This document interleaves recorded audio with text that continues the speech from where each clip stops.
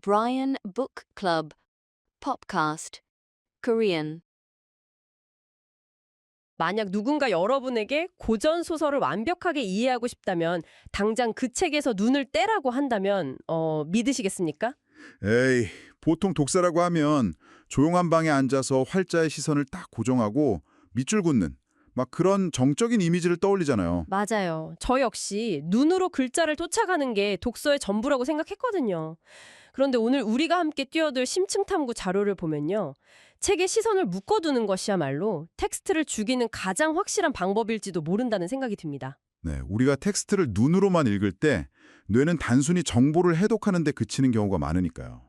오늘 여러분과 함께 파헤쳐볼 자료는 단순한 독서 모임 기록이 아닙니다. 아, 벌써부터 흥미로운데요. 네, 브라이언 북클럽, 그러니까 브라이언 북클럽에서 진행된 아주 특별한 인문고전 퍼포먼스인 북텔링 영상 기록이거든요. 북틀링이요? 이름부터가 뭔가 무대에 올리는 느낌이나요? 정확합니다. 우리의 미션은 루시모드 몽고메리의 고전 빨간머리 애니 이 독특한 북텔링 구조를 통해 어떻게 입체적인 인문학적 대화로 재탄생하는지 그 정수를 뽑아내는 겁니다. 자, 그럼 이 퍼포먼스를 이끌어가는 세 명의 핵심 인물부터 소개를 해볼까요? 네, 전체의 흐름을 조율하고 피드백을 주는 주제자, 즉 프레사이더인 브라이언이 있고요. 그리고 날카로운 질문으로 텍스트의 세계를 막 팽창시키는 리스너인 멜라니아가 있죠. 맞습니다.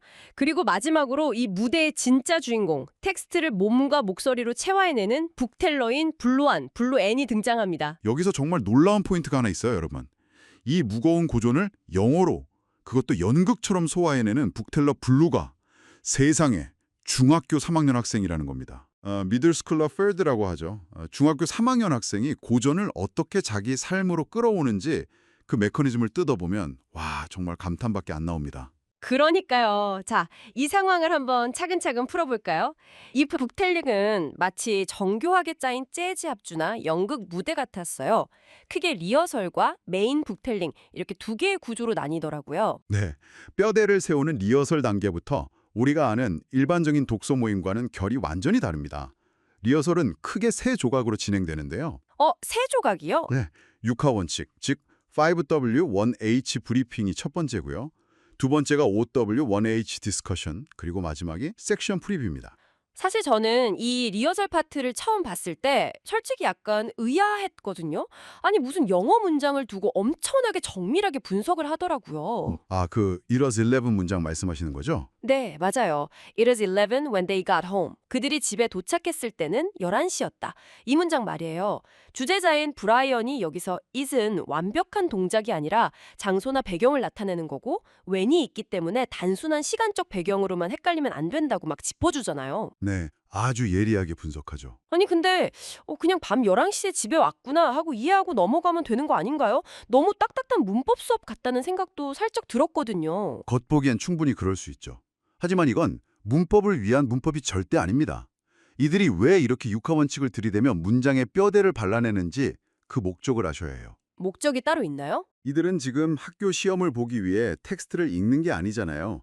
자기가 직접 배우가 되어서 이 장면을 연기하기 위해 무대 디자인을 하고 있는 겁니다. 아, 무대 디자인이요?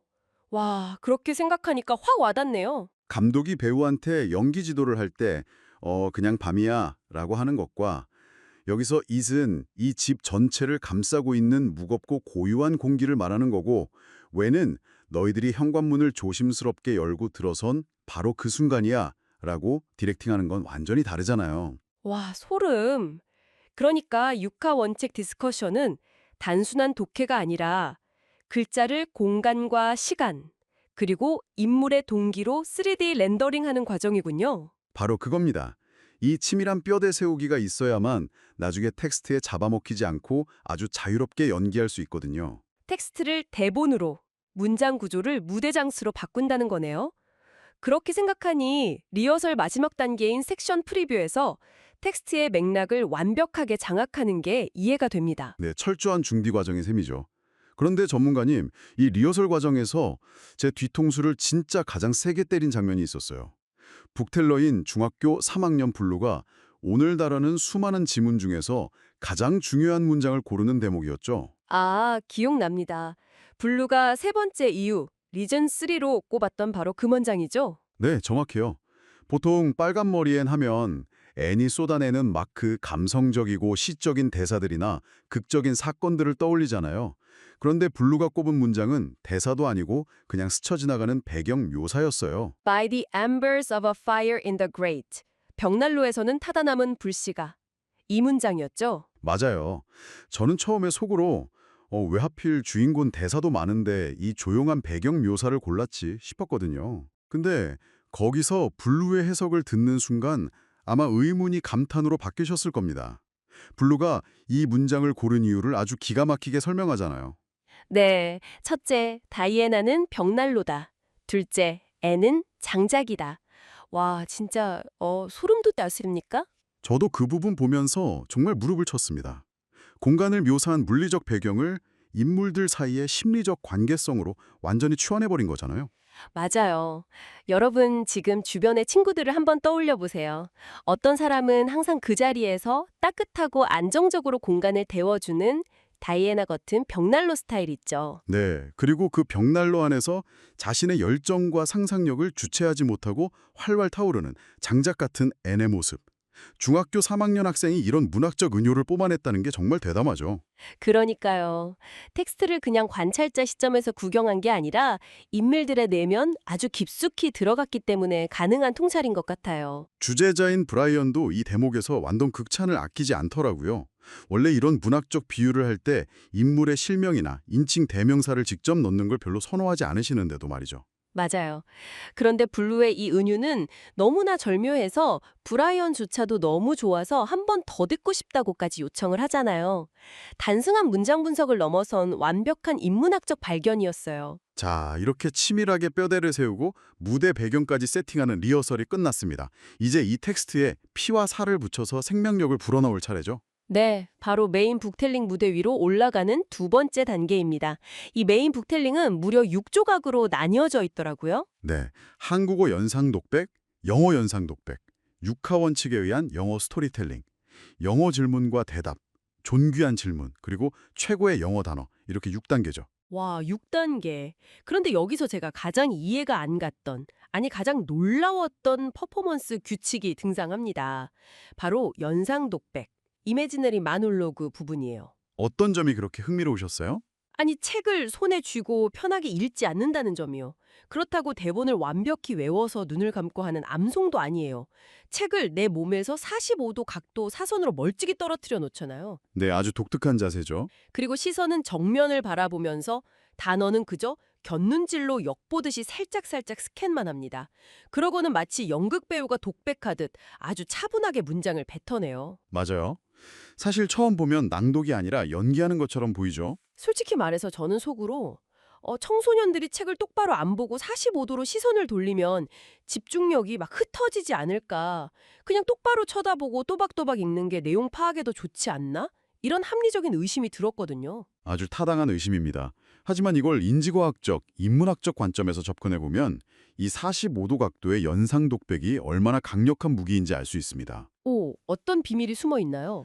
책의 시선을 단단히 고정하고 있으면 우리 뇌는 글자라는 시각적 기호를 해독하는 데 에너지를 거의 다 씁니다. 말 그대로 텍스트에 갇히는 거죠. 하지만 시선을 정면으로 돌리는 순간 뇌의 스위치가 바뀝니다. 스위치가 어떻게 바뀌죠? 방금 45도 각도에서 훔쳐본 단어들을 재료 삼아서 정면 허공에 자신만의 이미지를 그리기 시작하는 거예요. 상상력이 개입할 틈이 생기는 거죠. 아, 글자를 읽어내는 게 아니라 내 머릿속에서 한 편의 영화를 상영하기 시작한다는 거군요. 맞습니다. 지문을 한번 떠올려보죠. It was 11 when they got home. Everybody seemed asleep, and the house was dark and silent. It was pleasantly warm and dimly lighted by the embers of a fire in the grate. Let's undress here, said Diana. 와, 영어 발음 너무 좋으신데요? 아무튼 이 문장들을 그냥 책에 코를 박고 읽으면 흔한 영어 단어의 나열일 뿐이잖아요. 그렇죠. 하지만 블로우처럼 45도 각도에서 단어만 살짝 스캔하고 정면을 바라보며 연상 독백으로 뱉어낸다고 상상해보세요. 아, 알 것 같아요. 북텔러 스스로가 진짜 다이애나와 앤이 되는 거네요. 밤 11시, 모두가 잠든 캄캄하고 적막한 집안. 부모님 깰까봐 까치발 들고 조심조심 거실로 들어서는 그 긴장감 말이에요. 네, tiptoed, 라는 단어가 딱 어울리는 상황이죠. 그리고 저기 벽난로에서 희미하게 빛나는 불씨의 따뜻함까지. 이 모든 걸 감각적으로 느끼는 겁니다. 텍스트를 그냥 수동적으로 소비하는 게 아니라 그 이야기 공간 안으로 직접 걸어 들어가는 거군요. 한국어 연상독백뿐만 아니라 영어를 지문으로 하는 영어 연상독백도 이 똑같은 방식으로 진행되잖아요. 그게 바로 연상독백의 핵심 효과입니다. 시각적인 디코딩을 넘어서 공간적이고 감각적인 몰입으로 완전히 전환하는 거죠. 이렇게 육하 원칙에 기반한 스토리텔링, 그러니까 English Storytelling based on 5W1H structure, 단계로 넘어가면 이 지문은 영원히 잊히지 않는 본인만의 경험으로 각인됩니다. 와, 진짜 놀라운 훈련법이네요. 그런데 여기서 끝이 아니더라고요. 북텔러가 머릿속에 구축한 이 상상의 유니버스를 더 거대하게 팽창시켜주는 조력자가 등장하잖아요. 네, 바로 리스너인 멜라니아의 활약이죠. 영어 질문과 대답, English Question and Answer section 말씀하시는 거군요. 맞아요. 저는 이 파트가 정말 인상 깊었습니다. 리스너가 그냥 수동적으로 고개만 끄덕이면서 듣는 게 아니더라고요. 보통 우리가 예상하는 질문은 이 문장의 뜻이 뭡니까? 혹은 주인공이 왜 슬퍼했나요? 같은 1차원적인 질문들이잖아요. 하지만 멜라니아의 질문은 텍스트의 바깥을 향해 날아갑니다. 지문에 없는 걸 묻죠. 네, 멜라니아가 묻습니다. 다이애나와 앤이 지금 배가 고플까?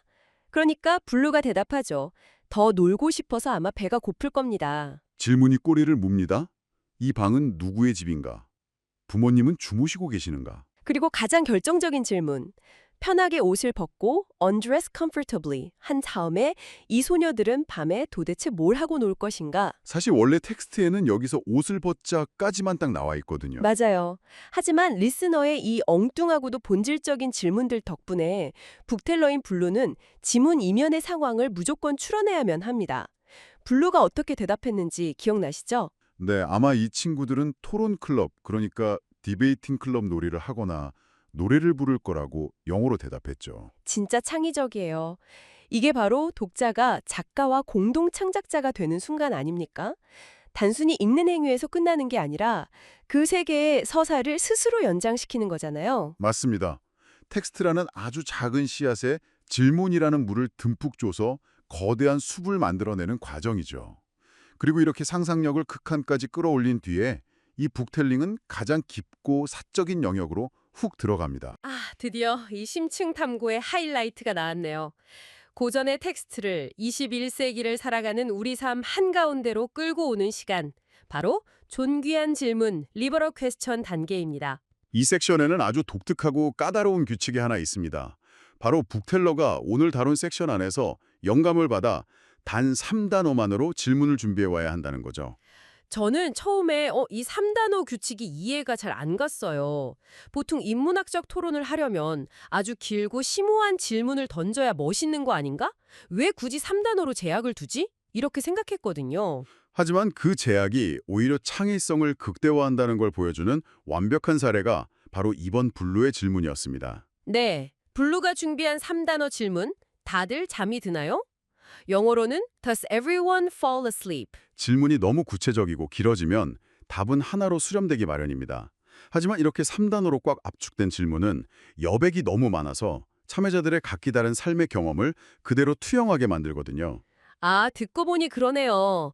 지문 속 19세기 말 프린스 에드워드 섬의 밤 11시는 모두가 고요하게 잠든 어두운 공간이었잖아요. 하지만 다들 잠이 드나요? 라는 이 세 단어가 무대 위로 던져진 순간 분위기가 완전히 바뀝니다. 네, 소설 속 풍경이 갑자기 2026년 우리의 거실로 순간이동을 해버리는 마법이 펼쳐지죠.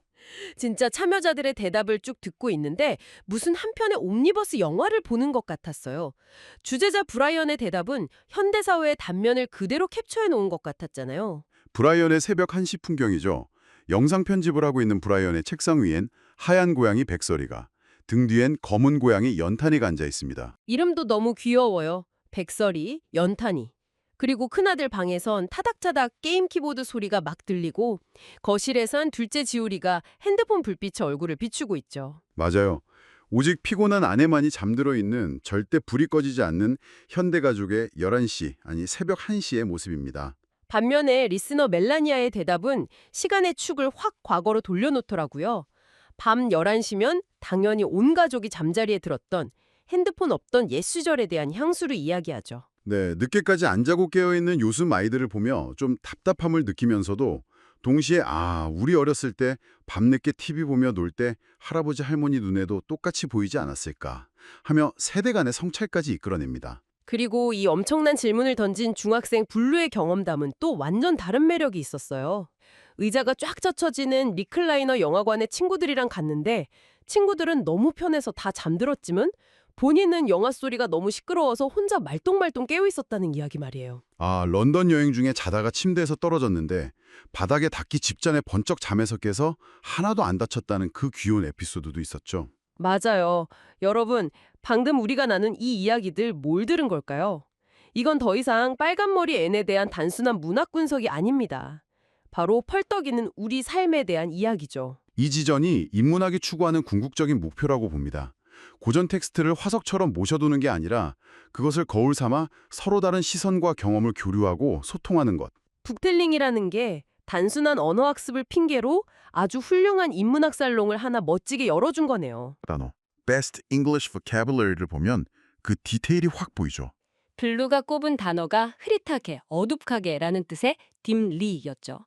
근데 이걸 그냥 뜻만 딱 외우고 넘어가는 게 아니더라고요. 맞습니다. 형용사로서 빛이 어둑한 상태와 동사로서 빛의 밝기를 낮추다라는 쓰임새의 차이를 아주 명확히 나누어서 설명합니다. 단순히 dimly lighted라는 부사적 활용을 외우는 걸 넘어서 단어가 가진 뉘앙스와 형태적 변주까지 완벽히 장악한 거군요. 북텔링의 학습적 깊이가 정말 남다릅니다. 감성적인 철학적 사유를 넓히는 동시에 이성적인 언어의 날을 아주 예리하게 세우는 작업인 겁니다. 와, 이렇게 밀도 높은 북텔링 퍼포먼스가 끝나고 마지막에 주제자인 브라이언이 블루에게 아주 인상 깊은 피드백을 하나 건넵니다. 저는 이 피드백이 단순히 이 퍼포먼스에 국한된 게 아니라 우리 삶의 태도 전체를 관통하는 철학이라고 느꼈거든요. 그 피드백 명언이었죠. 잘하는 것도 중요하지만 못하지 않는 게 더 중요해. 네. 잘하는 건 늘 할 수 있는 게 아니지만 늘 꾸준하게 버티고 텐션을 유지하는 게 진짜 고수거든. 와, 못하지 않는 게 더 중요하다. 여러분, 이 말이 주는 울림이 정말 묵직하지 않습니까? 사실 블루가 이날 퍼포먼스 직전에 낮잠을 좀 자느라 평소보다 준비가 덜 된 상태였다고 솔직하게 털어놓았잖아요. 맞아요. 그런데 어떻게 중학교 3학년 학생이 준비가 덜 된 상태에서도 그렇게 흔들림 없이 영어로 45도 연상 독백을 하고 텍스트를 운유로 해체하고 이런 깊이 있는 3단어 질문을 던질 수 있었을까요? 브라이언은 그 해답을 생태계라는 단어로 명쾌하게 설명합니다. 블루는 이날 하루, 단 하루를 위해 벼락치기를 대본을 외운 게 절대 아닙니다. 2년이 넘는 시간 동안 끊임없이 북텔링을 해왔다는 그 부분인가요? 네, 심지어 런던으로 긴 여행을 갔을 때도 이 루틴을 멈추지 않았다고 해요. 그리고 한 달의 과정 중 1주차부터 3주차까지는 소프트한 북텔링, 그리고 눈을 감고 하는 의식의 흐름 기법 스토리텔링으로 밑작업을 탄탄하게 다져놓습니다. 매일매일 쌓아온 꾸준함이라는 반복 패턴이 스스로를 지키는 방어막이자 진짜 준비였던 거군요. 프로 운동선수를 생각해보면 쉽습니다. 특정 경기를 위해서 벼락치기를 하는 게 아니라 평소 수천 번 반복한 근력 운동과 마인드 트레이닝으로 자신의 컨디션 생태계를 유지하는 것과 똑같죠. 와, 적절한 비유네요. 브라이언이 칭찬한 건 그날 무대에서의 활활한 언변이 아니라 블루가 2년간 묵묵히 버텨온 그 압도적인 축적의 시간이었습니다. 네, 흔들리지 않는 텐션을 만들어낸 진짜 고수의 비결인 거죠. 저는 이 부분에서 정말 깊이 공감했어요. 우리는 보통 뭔가 할 때 엄청난 결과 한 방, 드라마틱한 성장을 원하잖아요. 하지만 진정한 실력은 그저 오늘 하루의 평범해 보이는 루틴을 담담하게, 덤덤하게 유지하는 데서 나온다는 걸 이 중학생과 멘토의 대화에서 크게 배웁니다. 맞습니다. 결국 이 북텔링 영상은 언어를 배우는 기술적인 방법론을 넘어서 텍스트를 대하는 태도, 타인의 생각을 경청하는 방식, 그리고 스스로 흔들리지 않는 삶의 생태계를 구축하는 철학까지 보여준 완벽한 기록이었습니다. 자, 오늘 우리는 고전소설 빨간머리 앤의 평범한 한 페이지가 어떻게 입체적인 언어 예술로 또 내 삶을 돌아보는 인문학 토론으로 변모하는지 심층적으로 탐구해보았습니다. 다이애나를 벽난로로 비유한 그 소름 돋는 통찰부터 책을 덮고 45도 각도에서 연기하듯 뿜어낸 연상 독백, 그리고 21세기의 밤을 성찰하게 만든 다들 잠이 드나요라는 질문까지 정말 밀도 높은 시간이었죠. 네, 그리고 그 모든 빛나는 순간을 지탱하고 있던 건 2년 넘게 이어온 꾸준함이라는 생태계였습니다. 자, 이제 오늘 논의를 바탕으로 여러분 스스로에게 던져볼 만한 질문을 하나 남기며 마무리할까 합니다. 어떤 질문일지 기대되네요. 여러분이 지금 앉아있는 방 혹은 창밖으로 보이는 풍경 속에서 딱 3단어만 골라 스스로에게 존귀한 질문을 던진다면 과연 무엇을 묻고 싶으신가요? 3단어의 제약, 나만의 존귀한 질문이군요. 네, 그리고 여러분은 매일 반복되는 일상이라는 무대 위에서 그저 누군가 적어준 대사를 기계적으로 눈으로만 쫓고 계십니까? 아니면 나만의 연상독백으로 그 삶을 온전히 체화하며 살아가고 계십니까? 와, 오늘 하루를 완전히 다르게 보게 만드는 도발적인 질문이네요. 여러분 각자의 마음속 대답이 너무나도 궁금해집니다. 오늘 이 깊고 긴 여정에 함께해 주신 여러분의 시간과 열정에 깊이 감사드립니다. 네, 다음에도 텍스트 너머의 세상을 열어줄 흥미로운 자료와 통찰을 들고 찾아오겠습니다. 45도 각도로 세상을 넓게 바라보는 깊이 있고 따뜻한 하루 보내시길 바랍니다. 감사합니다. Brian Book Club Podcast English. Imagine a 13-year-old taking a classic novel, like a century old, placing it on a desk at a sharp 45-degree angle, and, well, refusing to touch the pages. And then dissecting a single sentence with the rigor of a Broadway director. Welcome to today's deep dive. Yeah, it's quite the image, isn't it? Right. Our mission today is to explore this highly structured, profoundly humanistic approach to reading called booktelling. Exactly. Yeah. Because it completely reframes, the cognitive act of reading itself. We're shifting away from this passive absorption to a very active, almost theatrical synthesis. So think about the last novel you read. You probably just, sank into a chair, opened the pages, and let your eyes track the ink. You just kind of hope the author's world magically transfers into your brain. Right, which is comforting. I mean, we want the text to do all the heavy lifting for us. But if you've ever felt like you finish a chapter and realize, wait, I haven't truly absorbed a single word, well, this methodology is going to completely dismantle your reading habit. Oh, absolutely. Because it demands that you treat the text not as a movie to be watched, but as a literal script to be performed.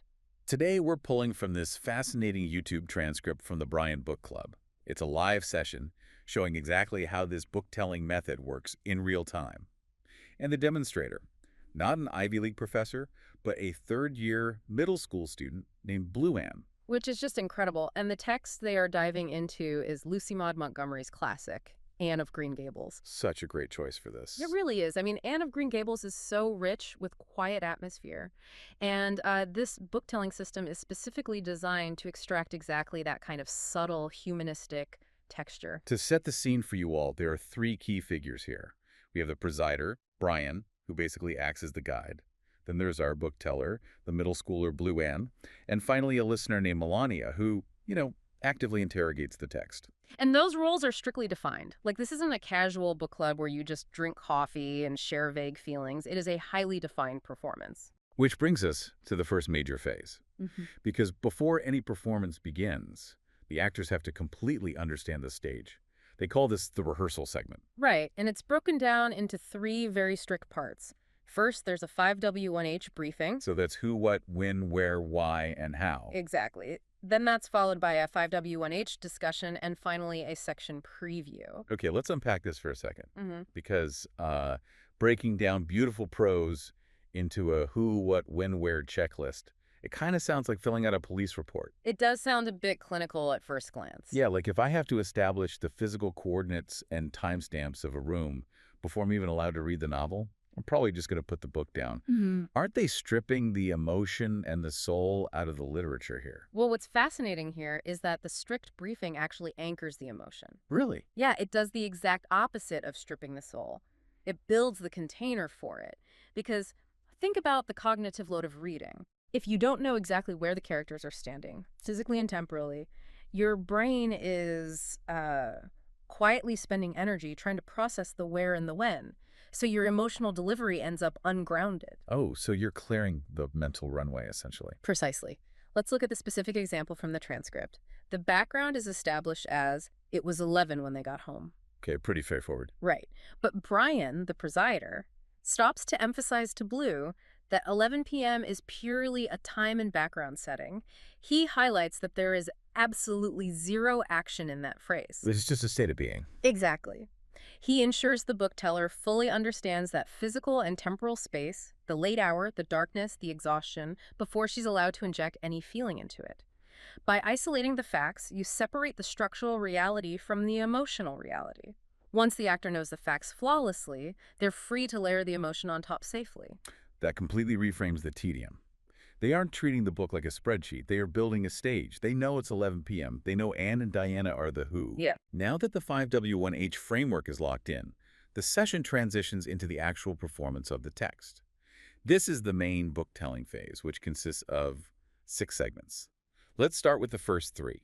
And this is where the methodology becomes physically demanding and, honestly, totally counterintuitive to how we are taught to read. So first we have the Korean imaginary monologue, then the English imaginary monologue, and third, the English storytelling, which is still rooted in that 5W1H structure. Yes. I have to say, the term imaginary monologue caught my attention immediately.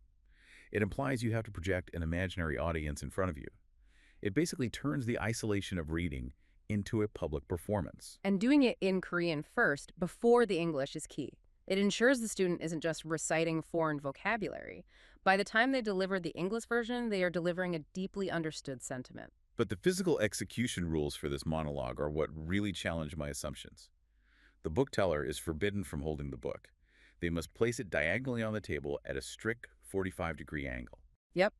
Absolutely no holding the book allowed. They scan the words as if peering at them from a distance, and then they must look straight ahead to deliver the text.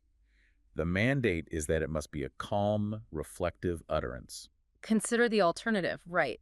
When you hold a book inches from your face, you go into a passive data processing mode. You're just tracking left to right. Exactly. But by physically forcing the text away at an angle, you break that habit. It mimics looking at a script on a music stand. You are forced to look down to gather the thought, then look up and speak calmly to your imaginary audience. You physically force your brain out of passive reading and into active interpretation. So the physical distance creates interpretive distance. Yes, you aren't absorbing the author's words. You are using the author's words as a prompt for your own internal actor. It becomes a free association monologue based on the text. To give you a sense of the literature Blue Anne is performing under these strict conditions, she's tackling the scene where Anne and Diana are tiptoeing into a dark, silent house. They enter a pleasantly warm parlor, which Montgomery describes as dimly lighted by the embers of a fire in the grate. It's a scene entirely built on quiet atmosphere. Very intimate. And it culminates in Diana whispering, "Let's undress here." Here's where it gets really interesting. During the monologue, the bookteller must give explicit reasons for why they highlight certain sentences. Blue highlights that specific phrase about the embers in the grate. And her reason is brilliant. Yeah. Her reason 3 for selecting it is this observation she makes. She just states, Diana is the fireplace and Anne is the firewood. Which is a remarkably sophisticated observation for a middle schooler to make. It stopped me in my tracks. Diana is the fireplace, right? She's stable, she's contained, she provides the structure and the safety. And Anne is the firewood. She's the spark, the chaotic energy that brings the warmth to life. But critically, they need each other. Anne needs the fireplace to keep from burning the whole house down, and Diana needs the firewood so she doesn't remain a cold, empty stone hearth. Right. It distills their entire dynamic throughout the whole novel into a single, beautifully observed metaphor. And this is the direct result of that 45-degree angle and the reflective utterance. That physical constraint slowed her down enough to find the metaphor hidden in a simple description of room lighting. Exactly. Reading and performing is only half the battle in book telling, though. Once the text is delivered, true humanistic understanding requires rigorous, personalized questioning.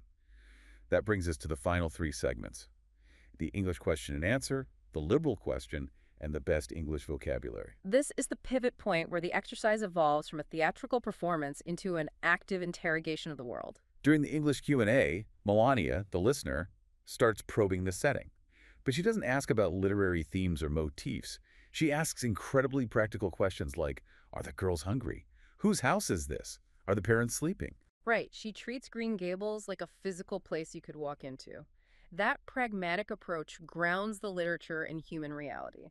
If it's 11 o'clock at night and two young girls are sneaking into a house, asking if they're hungry connects the fictional characters to a universal biological state. And that biological reality perfectly sets up the next segment, the liberal question. The book teller has to prepare a question to pose to the group, but there's a brutal constraint. They are only allowed to use exactly 3 words derived from the section they just read. This raises an important point about the term liberal here. It doesn't mean political. It refers to the liberal arts, the practice of freeing the mind, connecting disciplines, and liberating the text from its original context to apply it to our own lives. It's like writing a haiku. The severe restriction forces immense creativity. From this rich, atmospheric text, Blue's 3-word liberal question translated from Korean was simply, is everyone falling asleep? A simple question, sure, but it acts as a crowbar to open up the human experience. I notice how immediately the conversation shifted there. They aren't talking about Anne or Diana anymore. The prompt bridges the gap between the 19th century Canadian world and the 21st century lives of the people in the book club. Brian, the presider, immediately shares a vivid anecdote about his own reality. Oh, about staying up late. Yeah, he talks about staying up until 1 in the morning, editing videos. He paints this picture. He has his white cat, Bakiol, sitting right on his desk. His black cat, Yantan, is sitting behind him. He can hear his older son playing video games in the other room. Only his wife is actually asleep.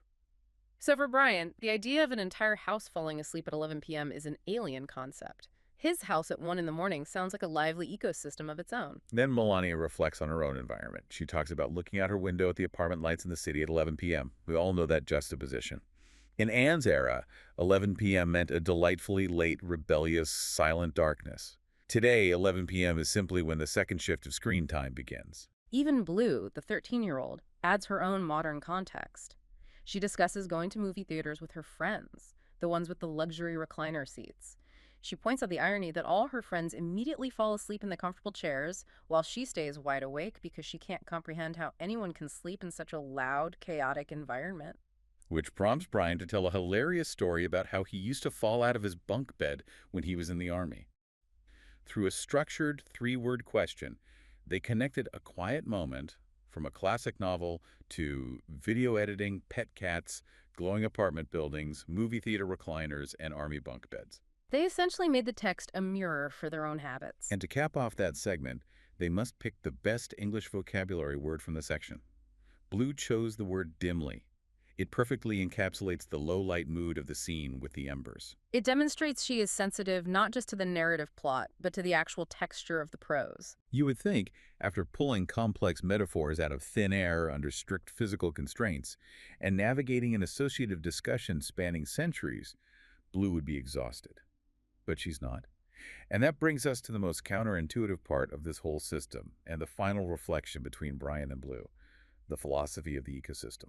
This reflection might be the most vital takeaway from the entire transcript. Brian praises Blue at the end of the session, but he doesn't praise her for having a spectacular, transcendent moment of genius with the fireplace metaphor. He praises her for making 0 mistakes.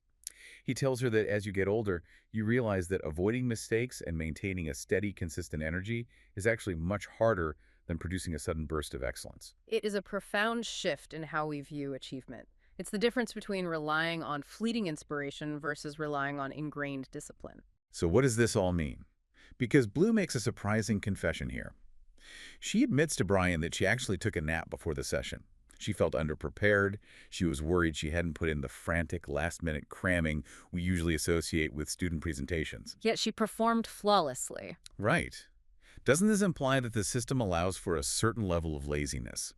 If she can take a nap and still crush an analysis of a classic text, isn't the methodology just, well, too easy? If we connect this to the bigger picture, you will see it is the absolute opposite of laziness.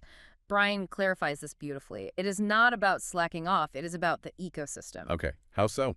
Blue has been participating in this book-telling structure for over 2 years. She even maintained her book-telling sessions while she was traveling abroad in London. The repetition, the pattern, the unyielding structure, that is the preparation. The 5W1H briefing, the 45-degree angle, the 3-word constraint, it is all mental conditioning. Oh, so by ecosystem, we're talking about deep habit formation. Like how a professional athlete doesn't need to try intensely hard to catch a ball during a game, because their ecosystem of daily training does the work for them. That is the exact analogy Brian uses. A true professional doesn't frantically over-prepare the night before a game or try to learn new skills at the last minute. They maintain their conditioning. They rely on their muscle memory. The book-telling structure acts as that cognitive muscle memory. So she didn't need to cram, because her baseline for analyzing literature is already operating at a remarkably high level due to 2 years of structured practice. Exactly. When you build a rigorous ecosystem around your reading habits, excellence becomes your default state. You don't avoid mistakes because you are straining with effort in that specific moment. You avoid mistakes because your baseline of competence is elevated. That makes so much sense. The framework protects you when you are tired, or when you have taken a nap, or when you just feel uninspired. It lowers the cognitive friction of analysis, so your mind has the freedom to find the firewood and the fireplace without stressing over basic comprehension. To synthesize what we have uncovered today, the book-telling method is far more than a quirky way to read aloud. Through its clinical 5W1H SAGE setting, the physical constraint of the theatrical monologue, and the tight parameters of the liberal question, it transforms a dusty text into a living, breathing examination of our own lives. It demands that you bring your full human self to the ink on the page. It fundamentally changes the goal of reading. You are no longer just consuming information, you are engaging in an active dialogue with the human experience. For you listening, remember the value of this methodology. Reading isn't about moving your eyes across a screen or a page. It is about finding the firewood and fireplaces in your own life and connecting them to the words in front of you. And I want to leave you with a provocation to test this in your daily life. The next time you read a simple text message or an article headline, try placing your phone down on the table at a 45-degree angle. Read it not to consume the data, but as a reflective utterance. Ask yourself, if you had to distill your reaction to that message into a 3-word liberal question, what would it be? You might find that the way you physically position yourself to receive information completely changes the information itself. Suddenly, a passive message becomes a vibrant, complex conversation. You step out of the muddy waters of consumption and into absolute clarity. What a great thought to end on. Until next time, keep exploring.